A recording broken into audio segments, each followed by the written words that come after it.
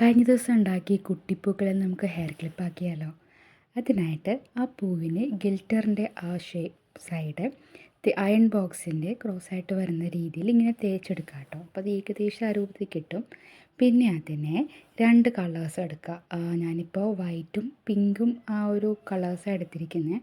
ചേരുന്ന തരത്തിലുള്ള ആ ഒരു കളേഴ്സ് എടുത്തിട്ട് ഇങ്ങനെ ഒരു സൈഡ് മാത്രം ആവണ രീതിയിൽ ഒട്ടിച്ചെടുക്കുക കേട്ടോ.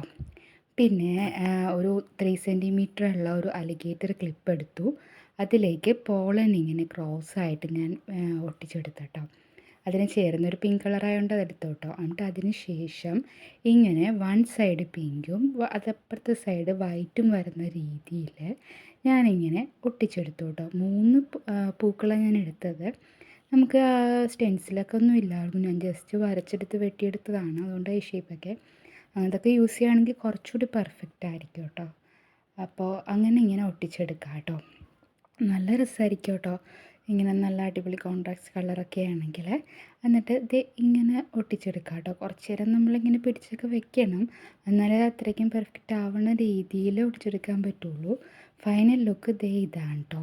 അപ്പോൾ 2 ഹെയർ ക്ലിപ്പ് ഉണ്ടാക്കി. അതിനുശേഷം ഒരു ഹാഫ് ബീഡ്സ് എടുത്തിട്ടോ സിൽവർ കളറിലെ ഇതിൻ്റെ സെൻറ്റർ ഭാഗത്തായിട്ട് എന്നിട്ട് ഗ്ലൂ അപ്ലൈ ചെയ്തിട്ടോ 2 സൈഡിൽ അപ്ലൈ ചെയ്തിരിക്കുന്നതാണ്.